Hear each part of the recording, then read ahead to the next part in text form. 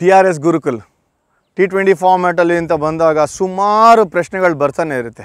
ಒಂದೊಂದೇ ಪ್ರಶ್ನೆಗಳಿಗೆ ಉತ್ತರ ಕೊಡೋಕ್ಕೆ ಟ್ರೈ ಮಾಡ್ತಾ ಇರ್ತೀನಿ. ಇವತ್ತು ಒಬ್ಬರು ಪ್ರಶ್ನೆ ಕೇಳಿದ್ದಾರೆ, ಆ ಮಿಸ್ಟ್ರಿ ಎಲಿಮೆಂಟ್ನ ಕೋಡ್ನ ಕ್ರ್ಯಾಕ್ ಮಾಡೋದು ಹೆಂಗೆ?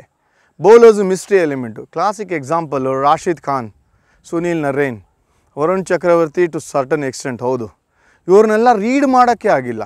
Sunil Narine against game plan ಏನು ಇಟ್ಕೋತಾರೆ ಬ್ಯಾಟ್ಸ್ಮನ್ಗಳು IPL ಅಂದರೆ, ಇವ್ರನ್ನ ಆಡ್ಕೊಂಬಿಡೋಣ, 4 ಓವರು 15 ರನ್ನು 16 ರನ್ ಬಂದರೆ ಸಾಕು, 1 ವಿಕೆಟ್ ಮ್ಯಾಕ್ಸಿಮಮ್, ಅದಕ್ಕಿಂತ ಜಾಸ್ತಿ ವಿಕೆಟ್ಸ್ ಕೊಡಬಾರ್ದು, ಬೇರೆಯವ್ರ ಎಗೇನ್ಸ್ಟು ಗುದ್ದಾಣ ಅಂತಲೇ ಇರುತ್ತೆ. ಸುನೀಲ್ ನರೇನ್ ಮ್ಯಾಚ್ಗಳನ್ನ ಗೆಲ್ಸಿರೋದೇ ಹೀಗೆ, ಇಂಪ್ಯಾಕ್ಟ್ ಪ್ಲೇಯರ್ ಅಂತ ಕರಿತೀವಿ ನಾವು. ರಾಶಿದ್ ಖಾನು ಕೈಯಿಂದ ಪಿಕ್ಕೇ ಮಾಡೋಕ್ಕಲ್ಲ, ಅಷ್ಟು ಫಾಸ್ಟಾಗಿರೋಂಥ ಟ್ರೆಜೆಕ್ಟ್ರಿ. ಎರಡೂ ಮಿಸ್ಟ್ರಿ ಎಲಿಮೆಂಟು ವಿಭಿನ್ನವಾಗಿದೆ. ಆದರೆ ಮಿಸ್ಟ್ರಿ ಅಂದರೆ ಅರ್ಥ ಏನು ಅಂತ ಹೇಳ್ತಾಯಿನಿ. ಈಗ ಬ್ಯಾಟ್ಸ್ಮನ್ನು ನಾನು ಹಿಂಗೆ ನಿಂತಿದ್ದೀನಿ ಅಂತಂದರೆ, ಈ ಆ್ಯಂಗಲಲ್ಲಿ ಸ್ಟ್ರೇಟಾಗಿ ಓಡಿ ಬರ್ತಾ ಇದ್ದಾಗ ಬೌಲರು ಅವ್ರ ಕೈ ಹಿಂಗಿರುತ್ತೆ ಡೆಲಿವರ್ ಮಾಡೋ ಟೈಮಲ್ಲಿ, ಕೈಯಿಂದ ಬಾಲ್ನ ಪಿಕ್ ಮಾಡ್ತಾಯಿದ್ರೆ ಯಾವುದು ಆಚೆ ಯಾವುದು ಒಳಗೆ ಅದು ಗೊತ್ತಾಗಲಿಲ್ಲ ಅಂತಂದರೆ ನೀವು ಪೊಸಿಷನಲ್ಲೇ ಇರಲ್ಲ. ಬ್ಯಾಟ್ಸ್ಮನ್ಗಳು ಬಾಲ್ನ ಮೀಟ್ ಮಾಡೋದಕ್ಕೆ ಪೊಸಿಷನಲ್ಲಿ ಬಂದಿಲ್ಲ ಅಂದರೆ ಬಾಲ್ ಮಿಡ್ಲ್ ಆಫ್ ದ ಬ್ಯಾಟಲ್ಲಿ ಬೀಳಲ್ಲ. ಹರಿನಲ್ಲಿ ಪ್ರೆಷರ್ನಲ್ಲಿ ಏನಾರ ಮಿಡ್ಲ್ ಆಫ್ ದ ಬ್ಯಾಟಲ್ಲಿ ಬಾಲ್ ಬೀಳಲಿಲ್ಲ ಅಂದರೆ ಔಟ್ ಆಗೋವಂಥ ಚಾನ್ಸಸ್ ಜಾಸ್ತಿ. ಸೊ ಏನು ಕ್ರಿಯೇಟ್ ಮಾಡ್ತಾರೆ ಅನ್ನೋದು, ಕೈ ಚಳಕ ಅಂತ ಮಾತಾಡ್ತೀವಿ. ಈಗ ರಾಶಿದ್ ಖಾನ್ ಅವರ ಗ್ರಿಪ್ ಹಿಂಗೇ ಇದೆ, ಹಿಂಗೆ ಇಟ್ಕೊಳ್ತಾರೆ, ಹಿಂಗಿದೆ. ಕಲಿಬೇಕು ಅಂತಂದರೆ ಭಾಳ ಕಷ್ಟ. ಸ್ಟ್ರಾಂಗ್ ಆಗಿರೋವಂಥ ರಿಸ್ಟ್ ಬೇಕು, ಸ್ಟ್ರಾಂಗ್ ಆಗಿರೋವಂಥ ಫಿಂಗರ್ಸು, ಅಂದರೆ ಬಲಿಷ್ಠವಾಗಿರೋವಂಥದ್ದು. ಬಾಲ್ನ ಒತ್ತಿ ಹಿಡಿದಿಟ್ಕೊಂಡಿರ್ತಾರೆ. ಎಷ್ಟು ಅಂತಂದರೆ ತುಂಬ ಜಾಸ್ತಿನೋ ತುಂಬ ಕಡಿಮೆನೂ ಅಲ್ಲ, ಆದರೆ ರಿಲೀಸ್ ಮಾಡೋವಂಥ ಟೈಮಲ್ಲಿ ಮಾತ್ರ ಪರ್ಫೆಕ್ಟಾಗಿ ರಿಲೀಸ್ ಮಾಡ್ತಾರೆ, ಅದು ಕನ್ಸಿಸ್ಟೆಂಟಾಗಿ ರಿಲೀಸ್ ಮಾಡ್ತಾರೆ. ರಾಶಿದ್ ಖಾನ್ ಯಾಕೆ ಇಷ್ಟು ಡೇಂಜರಸ್ಸು ಅಂತಂದರೆ, ಅವ್ರು ಹಿಂಗೆ ಇರುತ್ತೆ ಆ್ಯಂಗಲ್ಲು, ಕೆಲವು ಸಲ ಚೇಂಜ್ ಆಗುತ್ತೆ ಹಿಂಗೆ, ಅಂದರೆ ಫ್ರಂಟ್ ಆಫ್ ದ ಹ್ಯಾಂಡು ಇದೆ, ಬ್ಯಾಕ್ ಆಫ್ ದ ಹ್ಯಾಂಡು ಹಿಂಗಿದೆ. ಇಲ್ಲಿ ಹಿಂದ್ಗಡೆಯಿಂದ ಬಾಲ್ ರಿಲೀಸ್ ಆದಾಗ ಬಾಲ್ನ ಪಿಕ್ಕೇ ಮಾಡಲ್ಲ. ಯಾಕೆ ಹೇಳಿ, ಅವ್ರಿಗೆ ಕವರ್ ಆಗೋಗಿರುತ್ತೆ ಫುಲ್ ಹಿಂಗೆ. ಅಂದರೆ ವಿಭಿನ್ನವಾಗಿರುವಂಥ ಬೌಲರೇನೇ ಇವರು. ಆಬ್ವಿಯಸ್ಲಿ ಕ್ಲಿಯರಾಗಿ ಗೊತ್ತಾಗುತ್ತೆ ರಾಶಿದ್ ಖಾನ್ ಯಾಕೆ ಅಷ್ಟು ಡೇಂಜರಸ್ಸು ಅಂತ.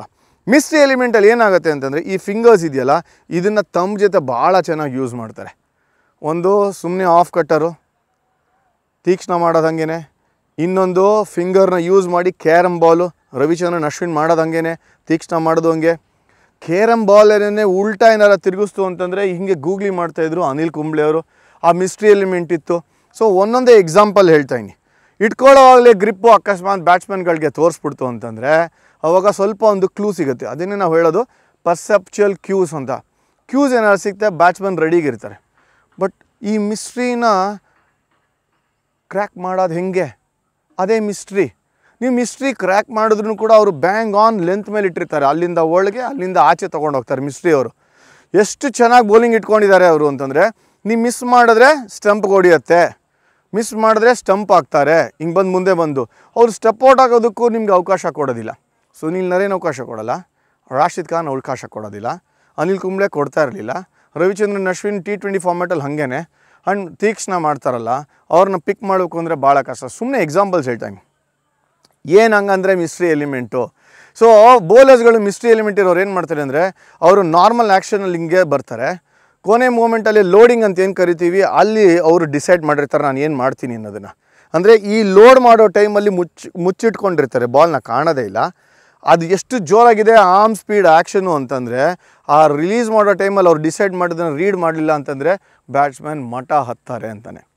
ಸೊ ಒಂದು ಆಪ್ಷನ್ ಹೀಗೆ, ಒಂದು ಆಪ್ಷನ್ ಹೀಗೆ, ಒಂದು ಆಪ್ಷನ್ ಹೀಗೆ, ಒಂದು ಆಪ್ಷನ್ನು ಫ್ರಂಟ್ ಆಫ್ ದ ಹ್ಯಾಂಡಿಂದ ಹೀಗೆ. ಸೊ 4ರಿಂದ 5 ಆಪ್ಷನ್ ಇಟ್ಕೊಂಡಿರ್ತಾರೆ ಮಿಸ್ಟ್ರಿ ಎಲಿಮೆಂಟ್. ಪದೇ ಪದೇ ಯೂಸ್ ಮಾಡ್ತಾರಾ? ಇಲ್ಲ, ಯಾವಾಗ ಬೇಕೋ ಆವಾಗ ಯೂಸ್ ಮಾಡ್ತಾರೆ. ಯಾವ ಬ್ಯಾಟ್ಸ್ಮನ್ ಎಗೇನ್ಸ್ಟ್ ಅದನ್ನು ಯೂಸ್ ಮಾಡ್ತಾರೆ. ಸ್ಪೆಷಲಿ ಲೆಫ್ಟ್ ಹ್ಯಾಂಡರ್ಗಳು ಬಂದಾಗ ಆದಷ್ಟು ಈ ಆಫ್ ಕಟ್ಟರ್ಗಳನ್ನ ಯೂಸ್ ಮಾಡ್ತಾರೆ. ಹಿಂಗೆ ಬಿದ್ದು ಆಚೆ ಹೋಗೋವಂಥದ್ದು ಅಥವಾ ಇಲ್ಲಿಂದನೇ ಹಿಂಗೆ ಗೂಗ್ಲಿ ತೊಗೊಂಬರೋವಂಥದ್ದು, ಅದನ್ನು ಯೂಸ್ ಮಾಡ್ತಾರೆ. ಎನಿ ಅವೇ ಗೋಯಿಂಗ್ ಡೆಲಿವರಿ ಇದೆಯಲ್ಲ, ಅದು ಅಷ್ಟು ಈಸಿಯಾಗಿ ರನ್ ಹೊಡಿಯೋಕ್ಕಾಗೋದಿಲ್ಲ. ಲೆಫ್ಟ್ ಹ್ಯಾಂಡರ್ ಎಗೇನ್ಸ್ಟ್ ಆಚೆ ಹೋಗುತ್ತೆ ಹಿಂಗೆ, ರೈಟ್ ಹ್ಯಾಂಡರ್ ನಿಂತ್ಕೊಂಡಾಗ ನಾರ್ಮಲ್ ಆಗಿರುವಂಥ ಡೆಲಿವರಿ ಆಚೆ ಹೋಗುತ್ತೆ. ಸೊ ಯೂಶ್ವಲಿ ಬೌಲರ್ಗಳು ಏನು ಮಾಡ್ತಾರೆ ಅಂದರೆ, ಮ್ಯಾಕ್ಸಿಮಮ್ ನಂಬರ್ ಆಫ್ ಟೈಮ್ಸು ಬ್ಯಾಟ್ಸ್ಮನ್ಗೆ ಆಚೆ ತೊಗೊಂಡೋಗೋವಂಥ ಬಾಲ್ನ ಸ್ಟಾಕ್ ಬಾಲಾಗಿ ಯೂಸ್ ಮಾಡ್ತಾರೆ. ಒಳಗಡೆ ಬರೋ ಬಾಲ್ನ ಡೆಲಿವರಿನ ಆ್ಯಸ್ ಎ ವೇರಿಯೇಷನ್ ಯೂಸ್ ಮಾಡ್ತಾರೆ. ಭಾಳ ಹುಷಾರಾಗಿ ಯೋಚನೆ ಮಾಡಬೇಕು.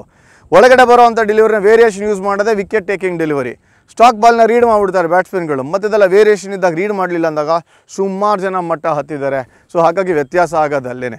ಸೊ ಏನು ಒಂದು ಆಪ್ಷನ್ ಅಂತೂ ಇದ್ದೇ ಇದೆ, ಬ್ಯಾಟ್ಸ್ಮನ್ನು ಸಖತ್ತಾಗಿ ಸೆಟ್ಲಾಗಿ ಬಾಲ್ನ ಕೈಯಿಂದ ಪಿಕ್ ಮಾಡ್ತಾರಲ್ಲ ಆ ಕಲೆ. ಇದು ಬರೇ ಮ್ಯಾಚಲ್ಲಿ ಮಾಡ್ತೀನಿ ಅಂದ್ರೆ ಆಗೋದಿಲ್ಲ ಸ್ಟ್ರೈಟ್ ಅವೇ. ಅದು ಪ್ರಾಕ್ಟೀಸಲ್ಲಿ ಗಂಟಾನ್ಗಟ್ಟಲೆ ಹೊಡೆದಿದ್ರೆ ಮಾತ್ರ ನೀವು ಪಿಕ್ ಮಾಡೋಕ್ಕಾಗೋದು ಕೈಯಿಂದ. ಸೊ ಪ್ರಾಕ್ಟೀಸಲ್ಲಿ ಮಾಡಿರಬೇಕು. ಸಿಮ್ಯುಲೇಷನ್ಸ್ ಅಂತ ಏನು ಮಾಡ್ತೀವಿ, ಮ್ಯಾಚ್ ಸಿಮ್ಯುಲೇಷನ್, ಅದನ್ನು ಮಾಡಿರ್ತಾರೆ. ಅದು ಮಾಡಾದ್ಮೇಲೆ ತರ್ತರವಾಗಿರೋಂಥ ಮಿಸ್ಟ್ರಿ ಬೌಲರ್ಸ್ ಎಗೇನ್ಸ್ಟು ಯಾರ್ಯಾರು ಇದ್ದಾರೋ ಎಲ್ಲರನ್ನೂ ಕರ್ಕೊಂಬಂದು ನೆಟ್ಸಲ್ಲಿ ಚಿಕ್ಕ ಹುಡುಗರಾದರೂ ಪರವಾಗಿಲ್ಲ ಮಿಸ್ಟ್ರಿ ಎಲಿಮೆಂಟ್ ಇದ್ದರೆ ಕರ್ಕೊಂಬಂದು ಅವ್ರ ಎಗೇನ್ಸ್ಟ್ ಆಡಿರ್ತಾರೆ ಒಂದು ಐಡಿಯಾ ಬರೋದಕ್ಕೆ. ಬೆಸ್ಟ್ ಪಾರ್ಟ್ ಏನಂತಾನೆ ಬ್ಯಾಟ್ಸ್ಮನ್ಗಳು ಪ್ರಿಪೇರ್ ಆಗೋದು ಹೆಂಗೆ ಅಂತಂದರೆ, ಯಾವ ಶಾಟ್ ಹೊಡೆದ್ರೆ ಅವ್ರಿಗೆ ಅನ್ಸೆಟಲ್ ಮಾಡ್ಬೋದು. ಹಾರಿಸಾಂಟಲ್ ಬ್ಯಾಟ್ ಶಾಟ್ ಹೊಡೀರಿ ರಾಶಿದ್ ಖಾನ್ ಎಗೇನ್ಸ್ಟು ರನ್ಸ್ ಬೇಜಾನ್ ಸಿಗುತ್ತೆ. ಸ್ಟ್ರೈಟ್ ಬ್ಯಾಟ್ ಆಡ್ತು ಅಂತಂದರೆ ಔಟ್ ಆಗ್ತಾನೆ ಇರ್ತೀರ. ಸೊ ಹಾಗಾಗಿ ಡಿಸೈಡ್ ಮಾಡಿ ಕೆಲವೊಂದು ಪ್ರೀ ಡಿಟರ್ಮಿನ್ ಶಾಟ್ಸು ಬ್ಯಾಟ್ಸ್ಮನ್ಗಳು ಕ್ರ್ಯಾಕ್ ಮಾಡೋದು ಹಿಂಗೇನೆ. ಆದರೆ ಚಾನ್ಸ್ ಇದೆಯಾ, ಪರ್ಸೆಂಟೇಜ್ ಇದೆಯಾ, ಅಪ್ಪರ್ ಹ್ಯಾಂಡ್ ಯಾವತ್ತಿದ್ರು ಮಿಸ್ಟ್ರಿ ಬೌಲರ್ಗೆ. ಅದಕ್ಕೆ ನಾವು ಅವ್ರನ್ನ ಕರೆಯೋದು ಇಂಪ್ಯಾಕ್ಟ್ ಬೌಲರ್ಸ್.